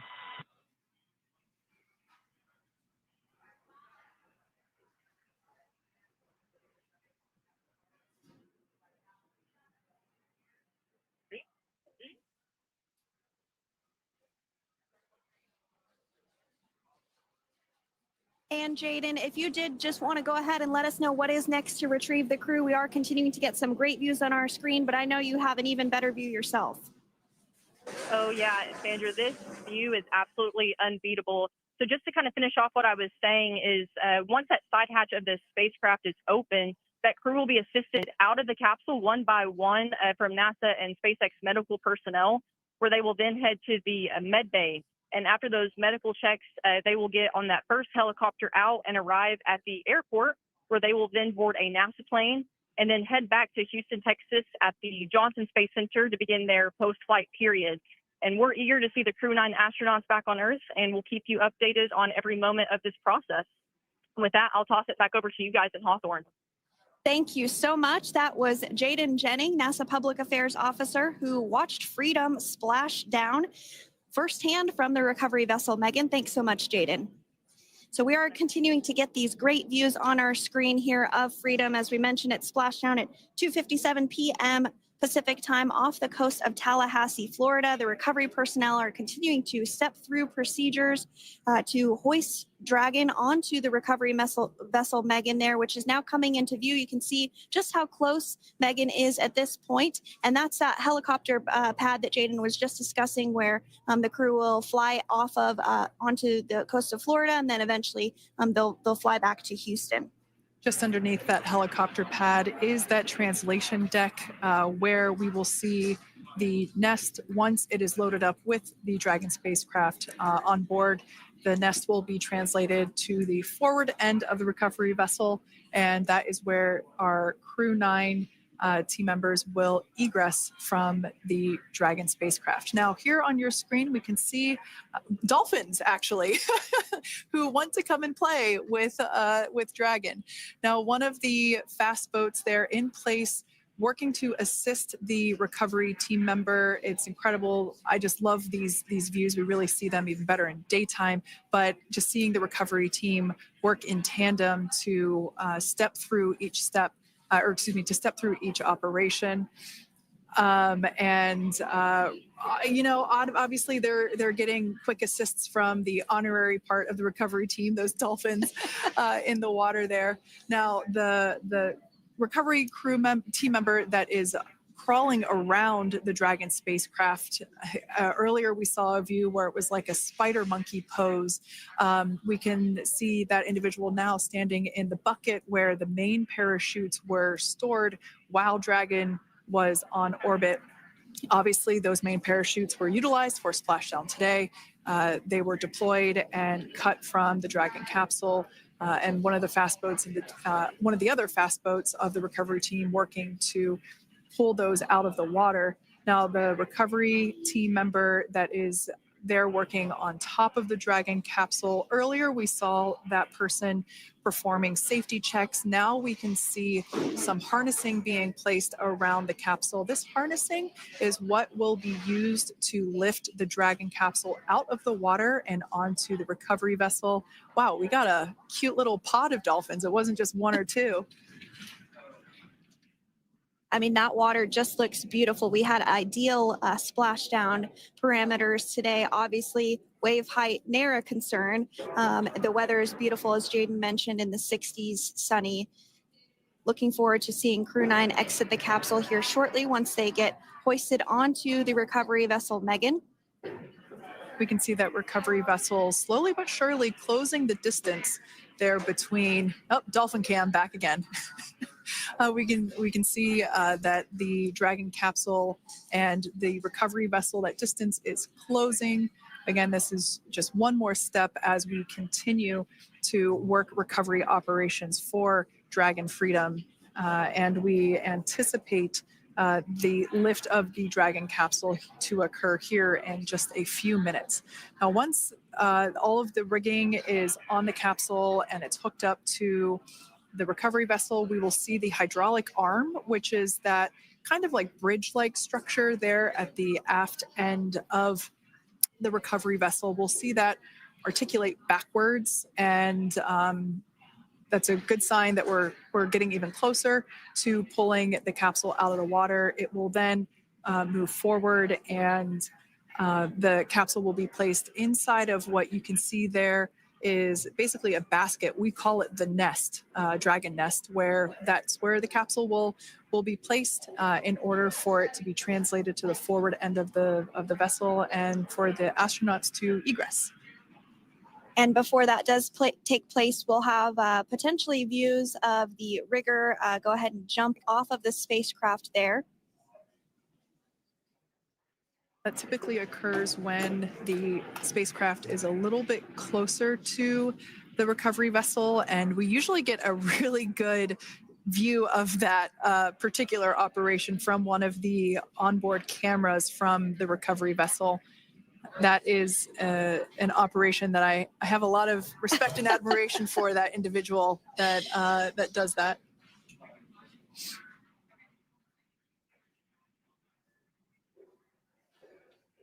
So again, Dragon continuing to get closer and closer to the recovery vessel, Megan. You see some of those ropes now coming into view as well. If you are just joining us, Crew 9 Splashdown off the coast of Tallahassee, Florida at 2:57 p.m. Pacific time with NASA astronauts Nick Hague, Butch Wilmore, Sunita Williams, and Roscosmos cosmonaut Alexander Gorbanov. They're now working through procedures to hoist this spacecraft up onto the recovery vessel Megan. We just saw that hydraulic arm get lowered into the lifting position. That arm will be the mechanism that is utilized to lift Dragon up and out of the water and into the nest located there at the aft end of the recovery vessel.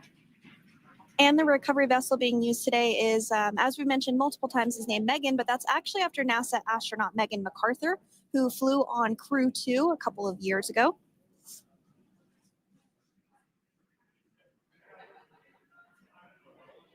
We're getting some views now from actually inside the boat. Yeah, you're exactly right. This view is straight down the recovery vessel. That platform that was closest to the camera, that is the egress platform. Freedom, rigging is almost complete. Approximately 5 minutes until capsule lift. Great news there from SpaceX 4. So about 5 minutes left until we see Dragon Freedom get lifted out of the water. That hydraulic arm, as I said before, is the mechanism that will lift it. It's quite swift, actually, the whole process of getting the spacecraft. Brace for capsule lift. Bracing. There it goes, Dragon Freedom being lifted out of the water and onto our recovery vessel, Megan.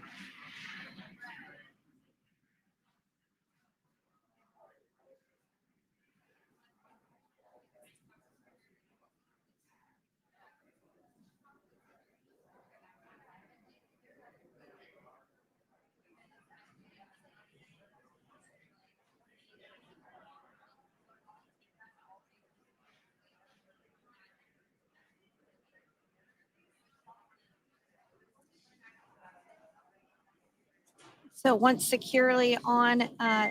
Welcome aboard the recovery vessel. Recovery personnel are completing final checks and stand by for translation to the egress platform.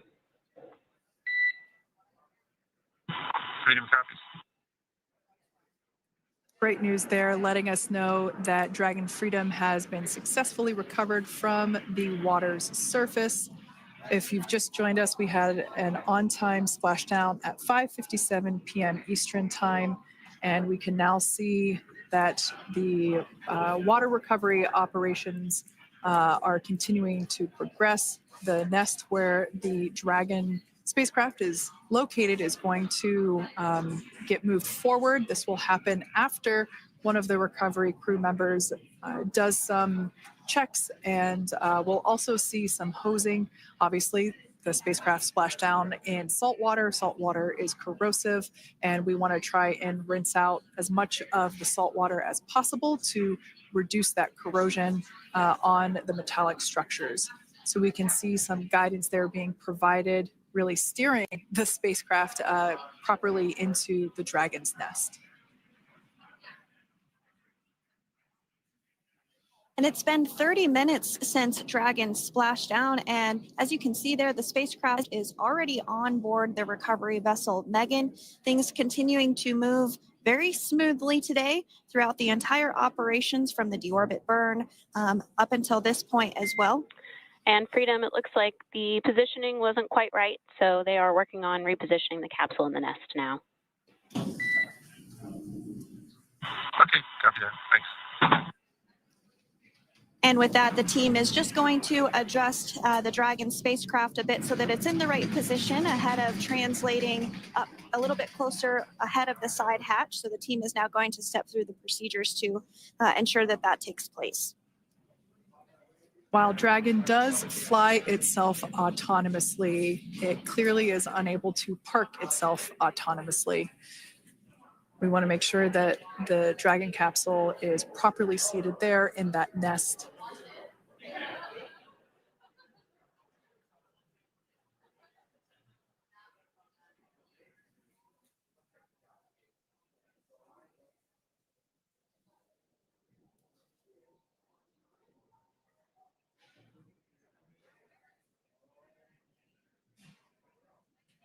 Once Dragon is fully seated in the nest, we'll probably see a bunch of that salt water come out from the bucket. They're located underneath the side hatch. See some salt water splash out. As I mentioned before, one of the recovery team members will begin hosing down the exterior of the spacecraft.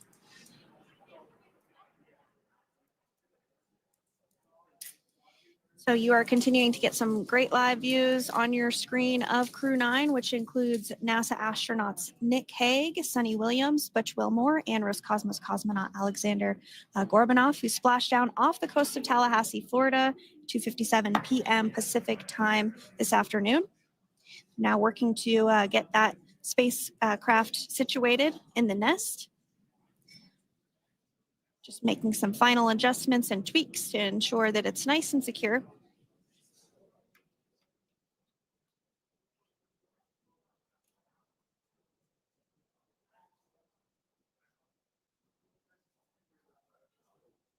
Once the spacecraft is seated and secured and oriented correctly in the nest, Dragon will be moved into the hangar located underneath that helipad that we saw earlier from the aerial views during recovery. All right, Freedom, looks like you are settled into the nest now. Team is working through hypergol sweeps. Copy.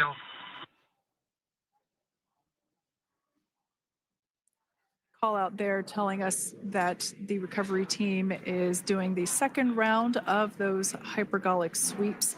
This helps ensure that everyone, all the recovery team members that are located basically right where this camera is located on, towards the forward end of the recovery vessel, that they will all be safe once the spacecraft is translated forward.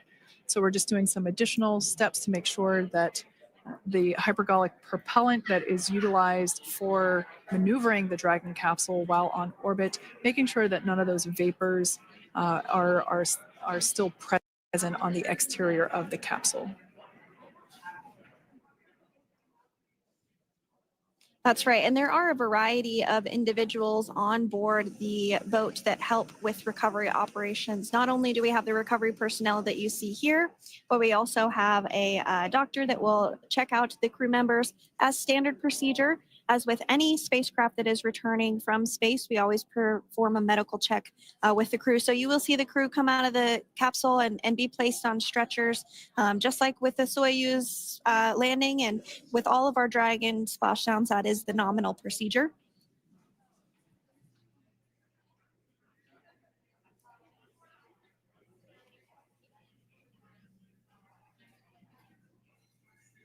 We'll stand by to see Dragon Freedom translate or scooch up a little bit closer to the camera angle that we're seeing right here.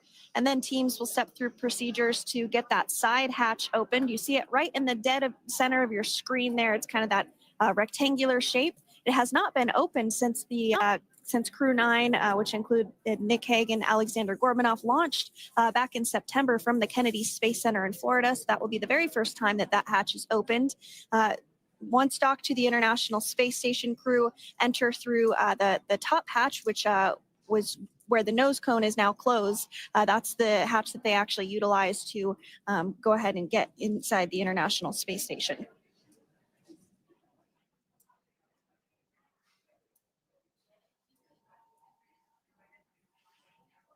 So as we get a little closer to that hatch opening procedure, you might start to see more individuals come into frame for some of that support. The ship has a maximum capacity of a little over 40 people on board, and it takes a variety of different roles, as we've discussed, to support. Also on board is the chief of the astronaut office for NASA, that's Joe Acaba.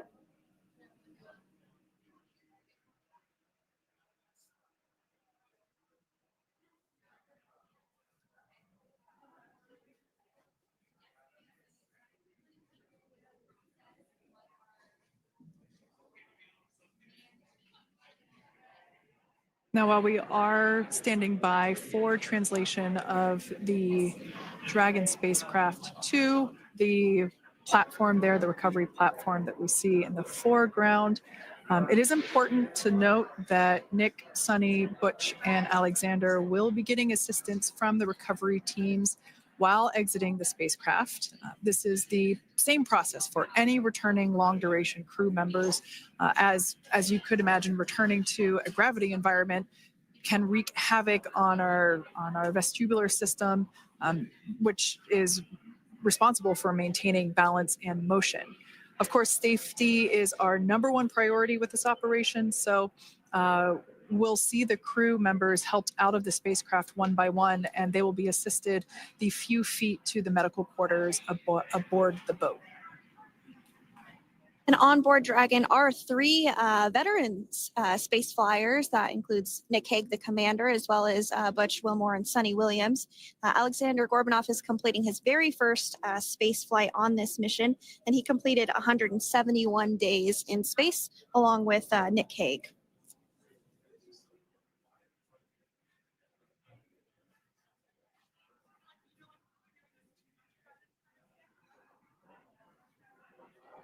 For those of you that have just recently joined us, well, I would encourage you to hit that rewind button and go back a few minutes. It was a beautiful splashdown of Dragon Freedom with the Crew 9 cohort on board. They had an on-time splashdown at 5:57 p.m. Eastern Time, 2:57 p.m. Pacific Time. We can see that the spacecraft... Freedom translation is in progress. Copy, and feel it. We can see that spacecraft was successfully recovered from the ocean surface and is now being washed with fresh water, as obviously they splashed down in salt water. So we're trying to rinse off as much of that salt water as possible. And we can see the spacecraft continuing to move closer and closer to that recovery deck. Freedom, the crew is working on side hatch opening now. Expect hatch open in about 2 minutes. Okay, copy that. And Kira, just wanted to say that you guys, you and the team did an awesome job, both uphill and downhill. Just really, really impressed. Thank you. Thanks, Nick. It's been an honor. This is a pretty exciting moment coming up. We are working to open the side hatch. One thing that may not be obvious from, just looking at the spacecraft here is that this side hatch that we're about to open, the last time it was open was when this spacecraft was at the launch pad. This side hatch is what is used for initial capsule ingress and final capsule egress, but all comings and goings from the spacecraft while it is on board the space station are from the forward hatch, which is located at the top of the spacecraft under that nose cone. So this is a pretty exciting moment because it will be the crew's first breath of fresh air since boarding their ships at the start of their journeys last year. And the very first person that will have the opportunity to say hello to the crew once that hatch is open is a SpaceX medical recovery personnel representative. Then we'll see procedures take place to remove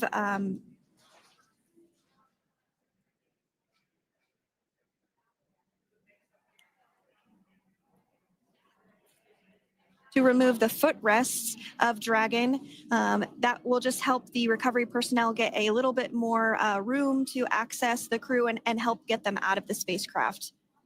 Yeah, you're absolutely right. Safety is, once again, top priority here, and removing those footrests from all 4 seats will be helpful as a recovery, as a SpaceX recovery team member will actually go into the capsule, into Dragon Freedom to help the crew members unbuckle and stand up, and essentially we'll also see a fun little slide be put in place to help the crew members exit the spacecraft safely. So yeah, we're going to remove all 4 of those footrests to basically give a little bit more working room inside the spacecraft. That's right. And we did hear the go for that hatch opening. So we're just a couple minutes away from being able to see that. And then we might be able to get the chance to see a couple of views inside of the Dragon and see the crew following their splashdown. Now, opening that side hatch isn't quite like opening, the door to your car. We have to depress the seal around the side hatch, as well as, we'll now see them open that side hatch up.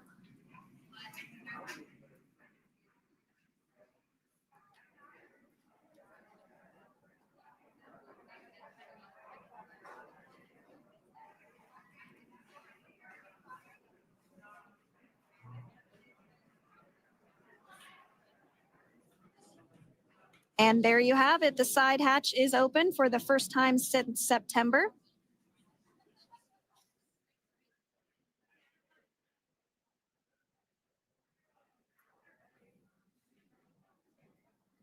We can see some of the protective equipment there that was brought into frame that will help protect the edge of the side hatch, one from any potential damage. Oh, we can see the recovery crew member there taking photos of the side hatch seal. This is part of the standard operation for recovery.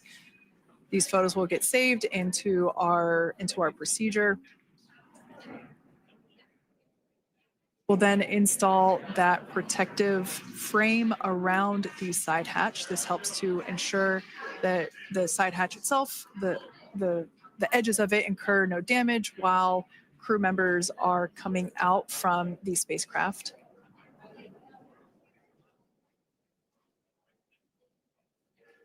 If you missed it, there was also a recovery team member that went inside.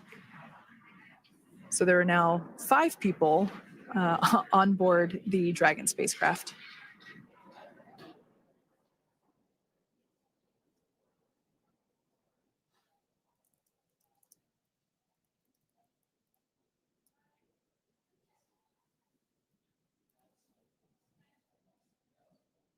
And if you are just joining us, it has not yet even been an hour since Crew 9 splashed down off the coast of Tallahassee, Florida at 2:57 p.m. Pacific time. The crew is now on board the recovery vessel Megan, and the hatch is open. The next major milestone that we'll see is when the crew will actually egress or exit the spacecraft. But before that, they'll continue to, the recovery personnel rather, will continue to install that protective area around the hatch and then remove the footrests. So we're a couple minutes away from seeing the crew egress, but not too long away.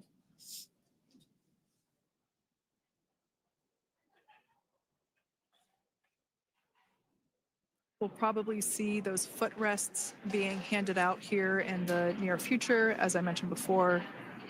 Of course, we got to get a well-documented photo of the moment. Although we can't see it from here, I'm pretty sure there are 4 smiles on board right now. And we did hear that report out from the commander, Nick Hague, following Splashdown, that there were four smiles as far as he could see. Yeah, capsule full of grins. Now, generally speaking, and there we do see Crew 9, some happy waves, smiles all around back on Earth.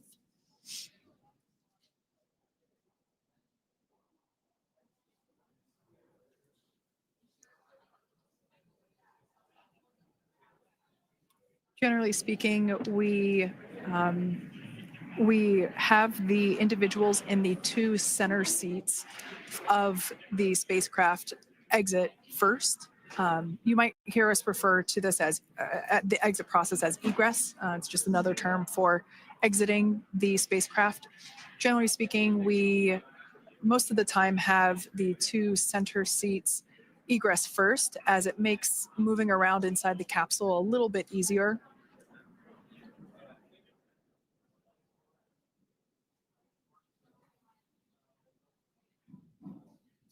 We can see the tablets that were previously located on the upper leg of the crew members. We can see those being handed out to the recovery team. Those were taken off prior to to the entry phase to spacecraft reentry.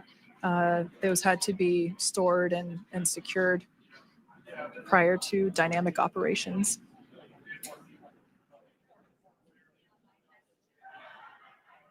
It looks like we are starting to see the footrests also be removed. I just saw one there on the screen. There are 4, of course, one for each crew member.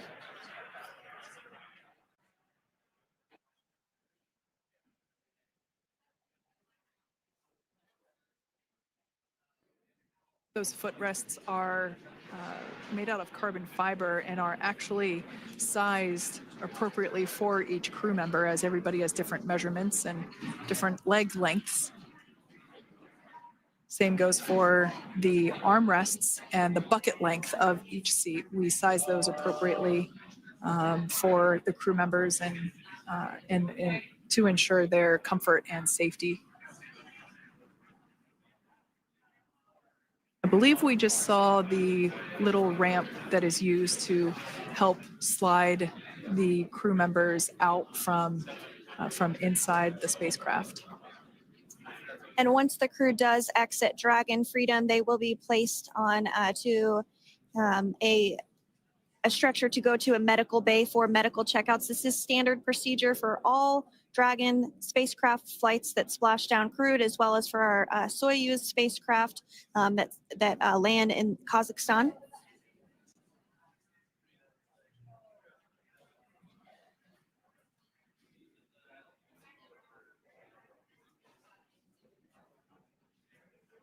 We could see the exterior of Dragon Freedom quite clearly in this shot, and it's such a beautiful sight. I personally prefer the capsule when it has some of that charring from atmospheric reentry. It is the signature sign of a capsule that has returned to Earth.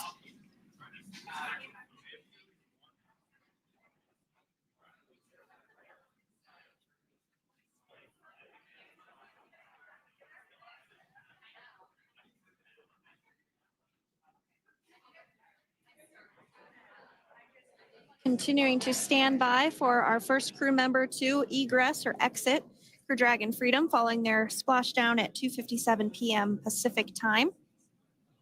Dragon undocked from the International Space Station at 10:05 p.m. Pacific just yesterday, so it was about 17 hours of phasing.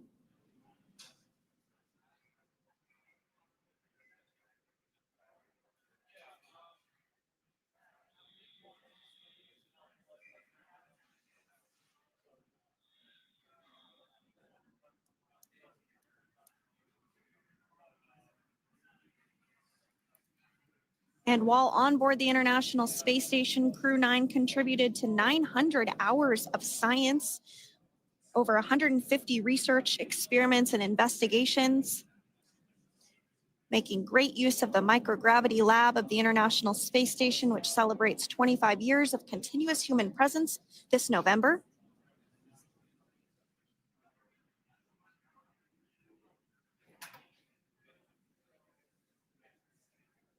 Looks like we're about to get our first crew member here upon egress of the Dragon spacecraft.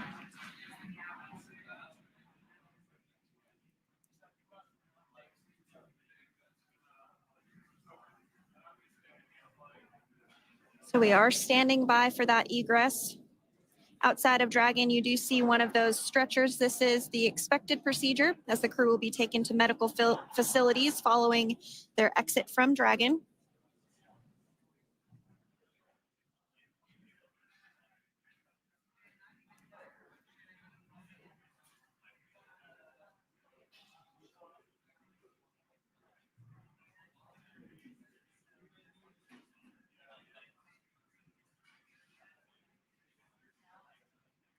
We can see folks on board clapping as our first crew member. And that is NASA astronaut Nick Hague, commander of Crew 9, now out of Crew Dragon Freedom. Some smiles, thumbs up, and a wave. Can't get any better than that. Yeah, that is one happy camper, that's for sure.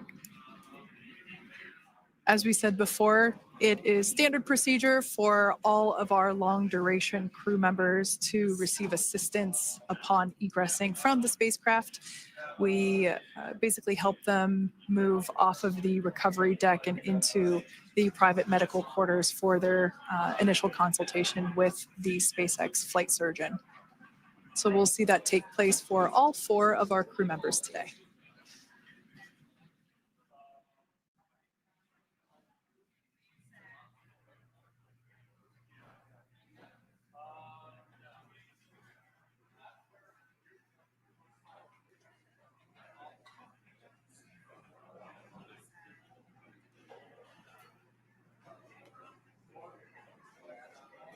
And we are standing by for the next crew member to exit Freedom.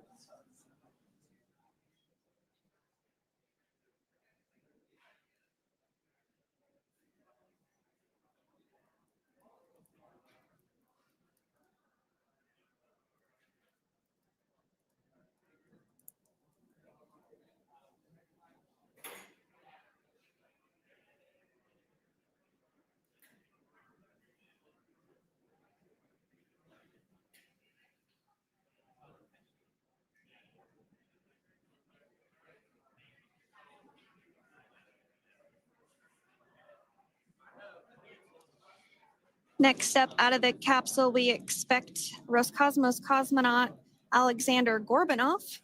His first space flight. Spent 171 days in space alongside NASA astronaut Nick Hague. Looks like we're getting some cheers and clapping on board as Alexander is slid down the little ramp and placed into the mobility aid. Once again, big smile.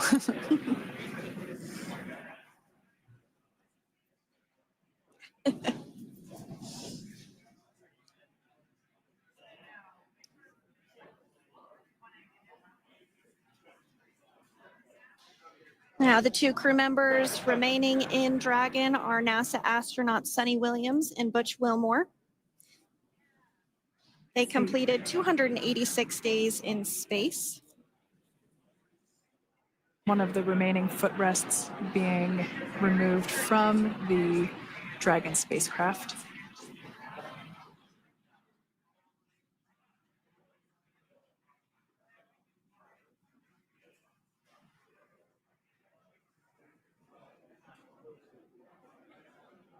As I said before, we generally try to have the crew members that are located in the 2 center seats aboard Dragon.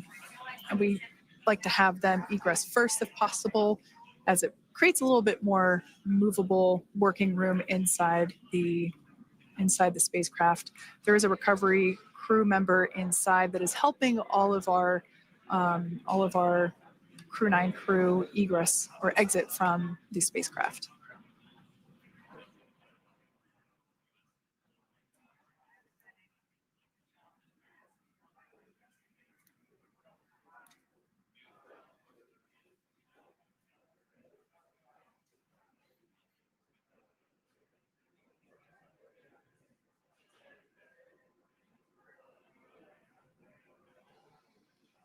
We are standing by for the next crew member to egress or exit Crew Dragon Freedom following the splashdown not even an hour ago at 2:57 p.m. Pacific time.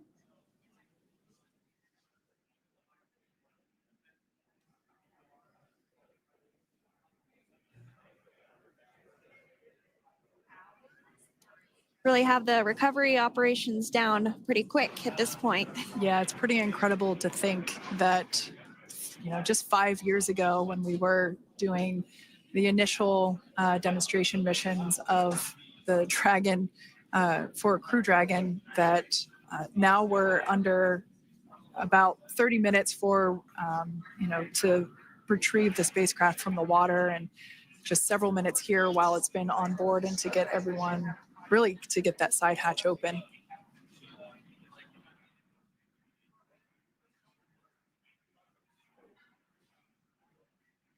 For those of you that have just recently joined, the Dragon had an on-time splashdown. Looks like we're getting our next crew member here. That is none other than Sunita Williams. Big smile, big waves. She, like her other crew members, now will be assisted onto the mobility aid.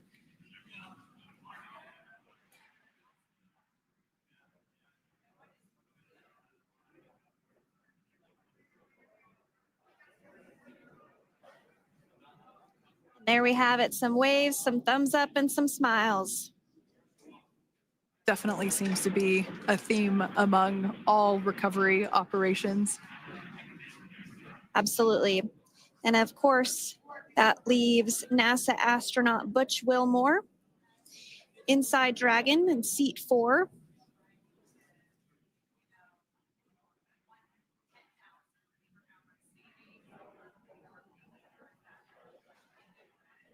We're getting some views of him now as he egresses or exits the spacecraft.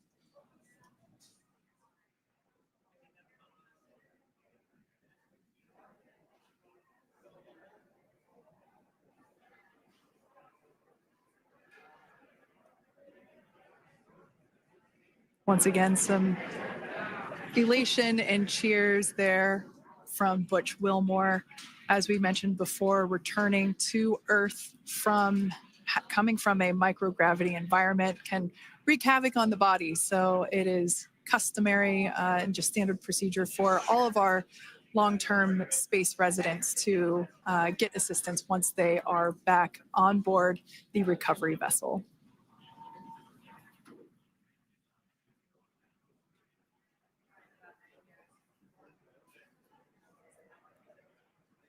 Well, now that Nick, Butch, Sunny, and Alexander are safely back home on Earth and getting checked out by the NASA medical team, we're going to wrap up our live coverage of their return.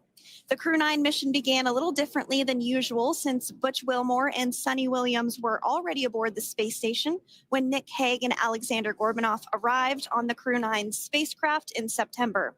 Having arrived as the crew flight test crew for Starliner, Wilmore and Williams were fully incorporated into the space station's Expedition 72 team and began research and other work aboard the station along with the other crew members. Williams commanded the orbiting laboratory for much of the expedition. After a successful liftoff and separation from Falcon 9, Nick and Alexander made a short flight on board Dragon to the International Space Station. Veterans of long-duration space station missions, both Williams and Wilmore conducted spacewalks during their 9 months in space. Like all crews on the station, Crew 9 had the ability to leave at any point had there been an emergency.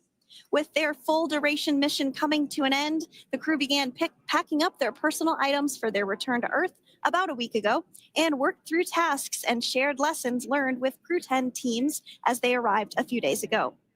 Their journey home began about 17 hours ago when they closed the forward hatch to Dragon and undocked from the space station at 10:05 p.m. Pacific, 1:05 a.m. Eastern. After 4 successful departure burns and a phasing burn to line up their orbit, Nick, Butch, Sunny, and Alexander rested for a few hours before waking up to prepare for re-entry this morning. We jettisoned Dragon's trunk and performed our final on-orbit maneuver, the approximately 7.5-minute-long deorbit burn, and that occurred at 2:11 p.m. Pacific, 5:11 p.m. Eastern Time. And that sent Dragon on its path home. The spacecraft re-entered the Earth's atmosphere and slowed its descent with successful deployments of 2 drogue parachutes and 4 main parachutes, with the final splashdown occurring off the coast of Tallahassee, Florida at 2:57 p.m. Pacific, 5:57 p.m. Eastern. Following that successful splashdown, we saw SpaceX recovery experts move in and prepare Dragon Freedom for its lift onto the recovery vessel.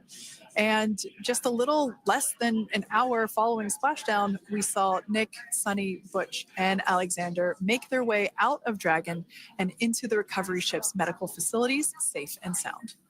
Next up, they'll catch a helicopter flight back to shore, where they'll transfer to aircraft that will take them home.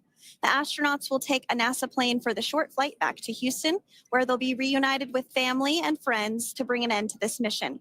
It's been an honor and a privilege to share their journey with all of you as we continue this new era in human spaceflight. Return today marks the end of the direct handover we executed after successfully launching the Crew 10 mission to the space station just last week on Friday, March 14th. Thank you, as always, for joining us for tonight's coverage of the splashdown of Crew 9.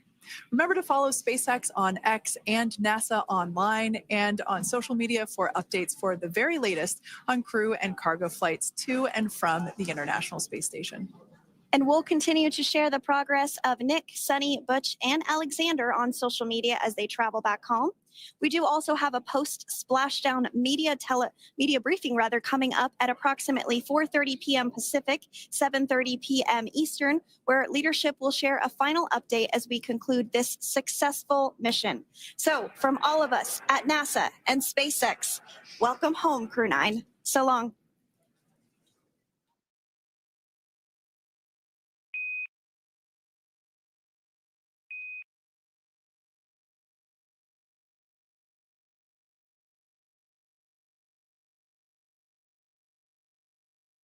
आप जिस basis पे, जिस बुनियाद पे आप जो आपके speech में बोले, मैं एलिगेशंस भी नहीं बोल रहा हूं, वो आप चेयर को सबमिट कर दीजिए.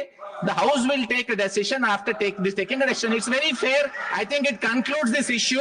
I want Manoj Kumar Jha to take it over. I'm not letting any member hijack the House.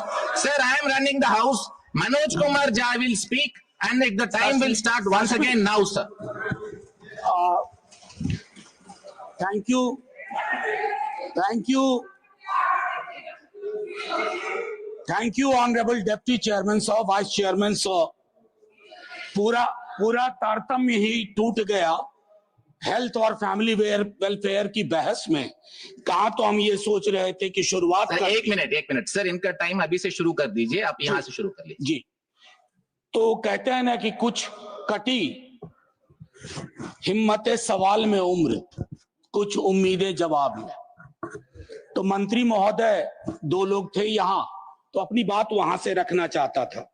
एक बहुत ही अनयूजुअल चीज से शुरू करूंगा अपनी बातचीत, माननीय उपसभापति महोदय. हाल के दिनों